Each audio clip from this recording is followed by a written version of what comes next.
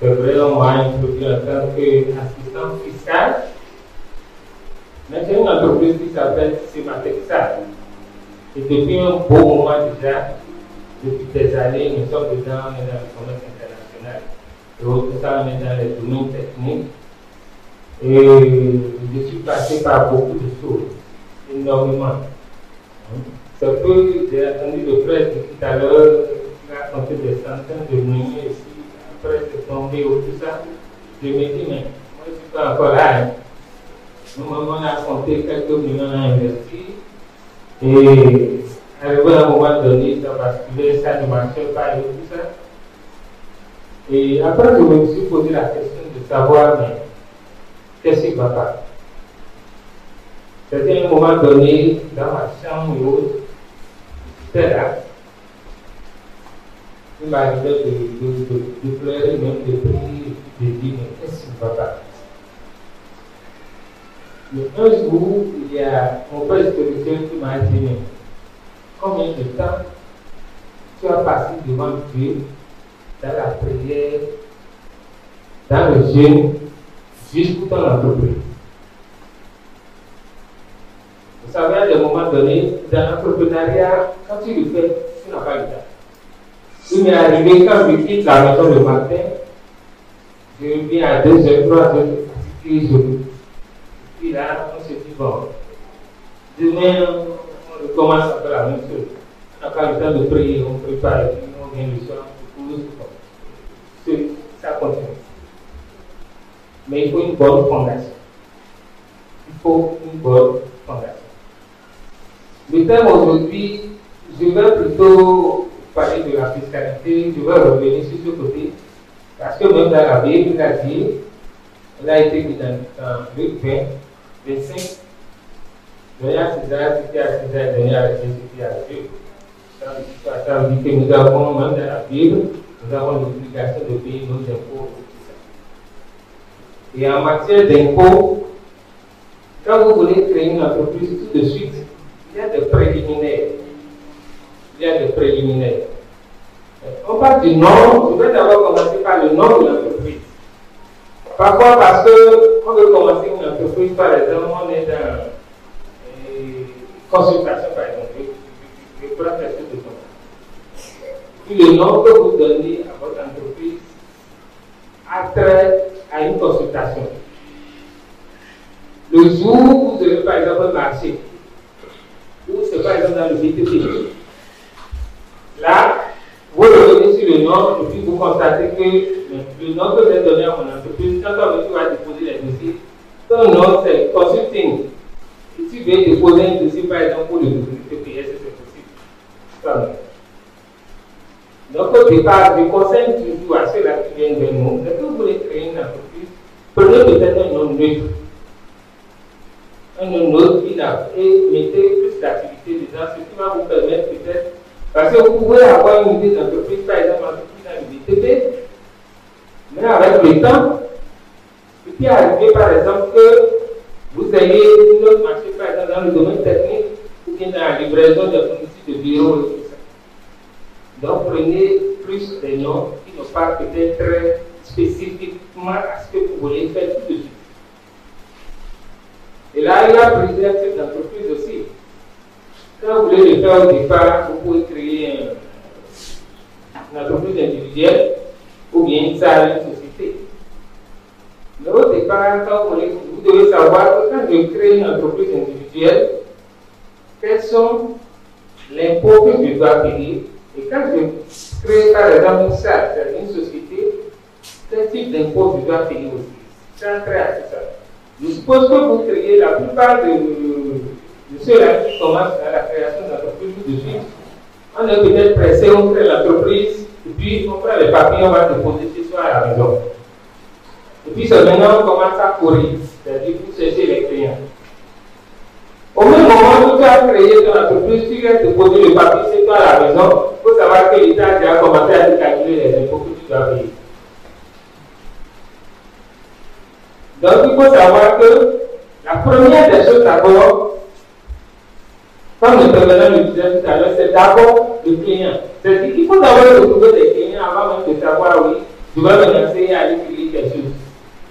Si tu n'as pas de client tout de suite, et si tu crées, tu déposes tes papiers à la maison, le jour où tu vas pour la formalité de ton entreprise, je suppose que c'est un an après, bien 2 ans après, il faut savoir que l'État va te calculer tous tes impôts depuis 2 ans que tu dois payer. C'est vrai, beaucoup sont dans le cas où on a déjà créé. Mais quand tu les fais tout de suite comme ça, il y a bien sûr des lettres que tu peux introduire pour dire, mais tu n'es pas encore commencé à investir. Et là, ça va faire en sorte que, au moment où tu vas vouloir faire ce à ton entreprise, dès que tu sors dans le papier que tu as déposé, tu n'auras plus à payer ces impôts-là, parce que tu l'as déjà dit, tu n'es pas encore commencé à investir. Donc voilà, de ces choses-là. Et il faut savoir aussi que quand tu crées une entreprise individuelle, c'est-à-dire, tu es seul. L'entreprise individuelle, tu es seul, ça veut dire que tu n'as pas d'associé. Ça veut dire que les risques, c'est-à-dire les pertes, surtout, c'est un tel risque. Donc, c'est pour ça, avant de créer une entreprise, il faut savoir, voilà, si j'ai créé, par exemple, quand je crée une entreprise individuelle, quels sont les risques que j'ai? Quand je crée une société, quels sont les risques que j'ai aussi? Parce que, attention, quand nous parlons de société aussi, quand tu vas du côté de société, la société aussi a ses impôts à payer. Et l'impôt pour une société, c'est un peu énorme. Je vais dire le minimum que tu vas rentrer dans 500 000 si tu ne fais pas tout ça. C'est vrai qu'aujourd'hui, il y a, quand tu fais tout de suite, on te fait des réductions d'impôts. Donc, quand tu n'es pas prêt à te lancer et à payer 500 000 francs par année, peut-être qu'il faut rentrer d'abord dans l'individuel. Et le minimum là, à payer, c'est au moins 10 000. Là, ça veut dire que le jeune qui commence tout de suite, je conseille toujours de commencer par une entreprise individuelle et de remonter petitement. Parce qu'avec le temps, tu peux transformer une entreprise individuelle en une société. Le privilège d'être ici ce soir une fois encore. Je suis fille de la maison, tout le monde me connaît. Alléluia. Et ici, je suis ici en qualité de vice-présidente de la CGM. Et bien, nous allons commencer et nous sommes super bénis. Nous allons finir rapidement. Alléluia. Si je dois peut-être dire quelques mots après avoir dit merci à l'autre Dieu sur l'entreprise, je voudrais quand même voir sur tout revers, n'est-ce pas, de l'entreprise, de la capacité d'entreprendre, qui est que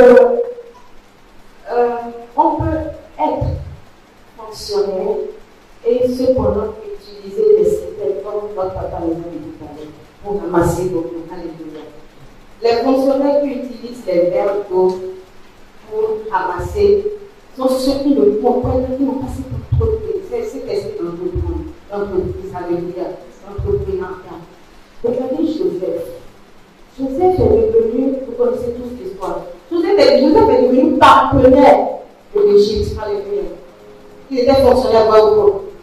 Voilà. Ce que nous comprenons de cela, c'est que je suis peut-être en train de travailler parce que notre père nous a dit tout à l'heure que pendant que nous sommes en train de nous préparer, nous sommes fonctionnaires, nous sommes en train de travailler, nous nous préparons pour l'entreprise, c'est un travail. Alléluia. Cependant, lorsque nous sommes fonctionnaires, lorsque tu travailles quelque part, tu dois avoir cet esprit d'entreprise. C'est-à-dire quoi, tu es là, il faudrait que tu apportes une valeur ajoutée de sorte que l'entreprise te retrouve comme un partenaire. Alléluia. Et c'est là que tu te fais de l'argent. Tu commences à donner des quêtes pour que tu deviennes utile.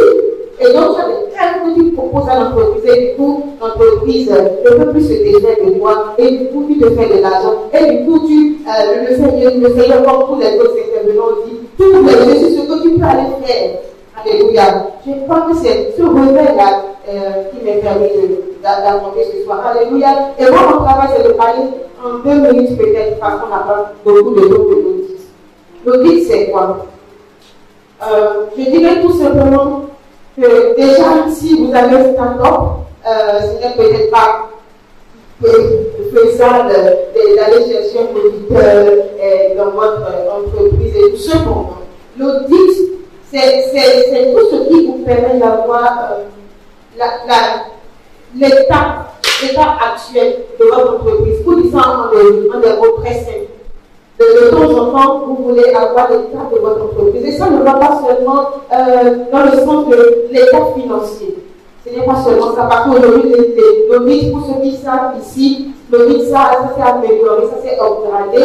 Du coup, l'audit maintenant va jusqu'à comment, va chercher jusqu'à comment observer, entretenir le personnel. Un auditeur a la capacité, en connivence avec le contact de l'entreprise, d'écouter, d'observer, de trouver le problème. Qu'est-ce qui va pas? Comment est-ce qu'on peut ramener le potentiel des travailleurs dans une entreprise? Alléluia. Donc c'est un peu ça. Nous avons une charte au Bénin, une charte particulière qui nous permet de savoir tout ce qui est sur l'audit. Je crois qu'avec la personne du président, nous allons envoyer peut-être sur le groupe, sur la plateforme CGCAM en ligne, toute la charte. Là, chacun pourra lire et voir ce qui en est de l'audit ici au Bénin. Je crois qu'on va le faire ici, là, où quand nous aurons les ateliers, nous pourrons décortiquer la charte que nous avons au Bénin, les lois et tout ça, tout ce qui va avec. Alléluia. Je crois que je vais m'arrêter là pour l'audit, puisque entreprendre ici, nous allons commencer surtout par les startups, papa nous a parlé des startups, madame Aurore aussi. Je crois que nous sommes restés au niveau du startup. Comment entreprendre, comment être efficace, pourquoi il faut entreprendre, ce qui est très important. Et quand on connaît comment, pourquoi il faut entreprendre, on sait comment il faut entreprendre efficacement. C'était très instructif, alléluia. Et puis nous avons eu notre homme de cardiologue qui nous a parlé de comment est-ce qu'il faut se tenir ferme, alléluia, dans la foi. Donc pour cela, nous allons nous arrêter là, je crois. Et puis voir les autres choses quand on aura des ateliers. Alléluia. Je crois que je peux m'arrêter là pour ce qui est de mon intervention. Si mon serviteur, alléluia, il fera quoi? Il prospérera. Dis-moi amen. Il montera. Dis-moi amen. Il se lèvera. Dis-moi amen. Il se lèvera bien haut. Acclame le Seigneur pour sa parole.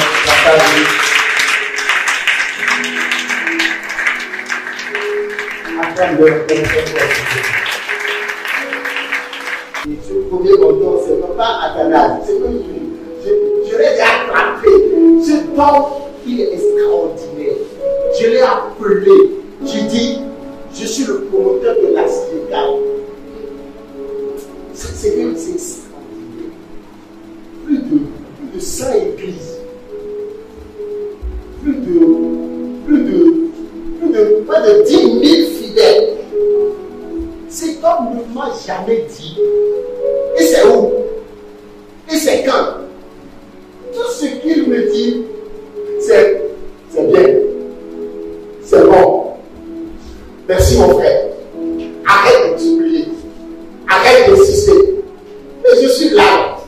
Je suis serviteur de Dieu. Mais tout va bien.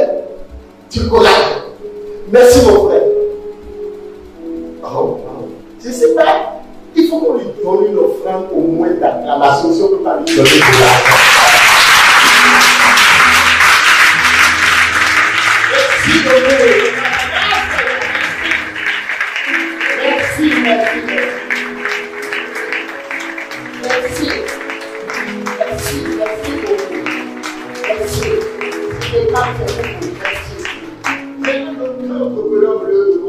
Il est le responsable de tous les prédicateurs de l'église EEU, Église évangélique universelle. Et il est un grand entrepreneur, M. Bouni, Iboukou PDP, un pasteur, un homme d'onction, un homme puissamment point. Il est heureux de nous ici.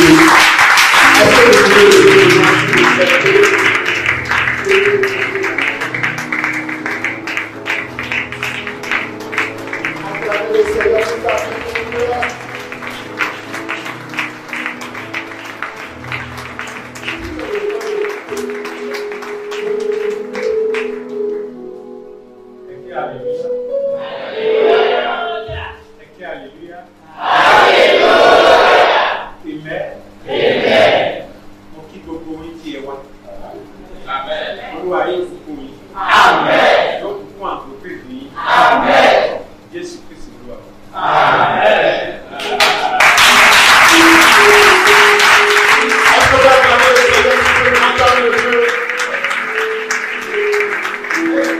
voulez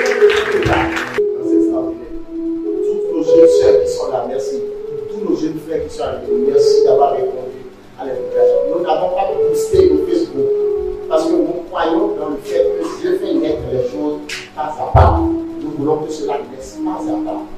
Et vous avez répondu. Je lui dis merci à votre présence. Merci à la soeur Anne depuis le Togo. Merci beaucoup au président Frédéric qui a voyagé sur le Togo pour aller annoncer la 6e femme de la dame. C'est eux qui ont mené notre départ. Je voudrais franchement lui reconnaître cela et une fois encore vous appeler à acclamer le Seigneur pour sa vie. Merci. Pour que j'ai cette vision avec lui. Donc, tout à l'heure, nous avons vu la vice-présidente de la CIGECAM qui nous a entretenu sur les outils.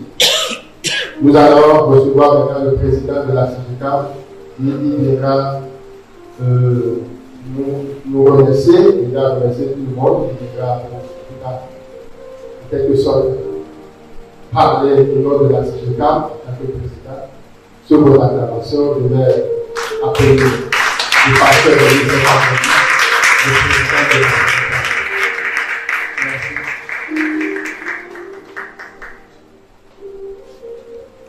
Shalom, shalom, peuple de Dieu. Merci beaucoup.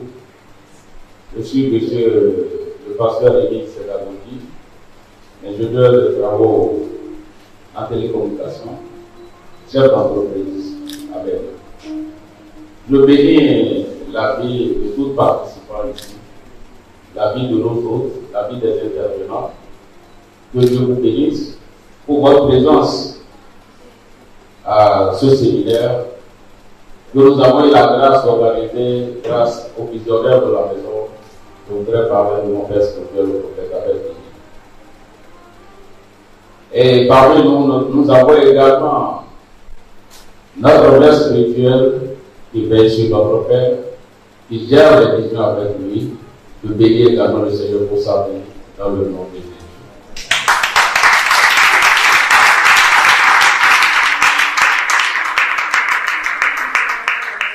Plusieurs personnes ont intervenu dans ce traité et je crois que nous ne sommes pas là pour faire de n'importe quoi. Cette vision est une grande vision. Cette vision a été suscitée par l'Éternel pour que l'Église change de mentalité, pour que la jeunesse change de mentalité, pour que l'Église ne soit pas engouffré dans la pauvreté, que la pauvreté soit boutée dehors de l'Église. Tout un chacun de nous, nous avons notre part de responsabilité à assumer dans ce traité qu'est la CIGECAM. Nous sommes là pour un grand réveil au sein de l'Église. La CIGECAM est un réveil. La CIGECAM, c'est un mouvement. Et ce mouvement n'implique pas seulement les chrétiens. Ça englobe tout le monde. Amen. Ça englobe tout le monde. Pendant que tu viens à la CIGECAM, tu dois savoir, toi qui n'étais pas, toi qui étais parmi, qui ne connaissais pas Christ, tu dois savoir, c'est la CIGECAM seulement que tu peux entendre ça, que tu as l'obligation de confier, de donner ta vie à Christ. Tu as l'obligation de bâtir l'autel. Ton entreprise doit être basée sur l'autel. Alléluia. Pour que quand les vents vont se réveiller, vont se soulever, le rocher qui est notre Dieu, le rocher qui est Jésus-Christ de Nazareth fera face à ce vent-là. Et ce vent ne pourra pas t'emporter. C'est ça la CIGECAM. La CIGECAM aussi, c'est que tu es en mesure de faire quelque chose. Pendant que tout le monde dit que ça ne va pas, ça ne marche pas. Tu ne peux pas être chrétien et dire que ça ne va pas, ça ne marche pas. Nous avons un Dieu qui est un Dieu de toutes les possibilités. À lui seul, dédié à lui, rien n'est impossible. Notre Père est riche, l'or et l'argent lui appartient. Comment est-ce qu'on peut avoir un Père qui détient tout, qui possède tout, et on sera pauvre? C'est impossible. Un démentier, le docteur me l'a dit, que ça dépend de comment tu te prends. Si tu veux être riche, au bas de l'échelle, tu resteras au bas de l'échelle.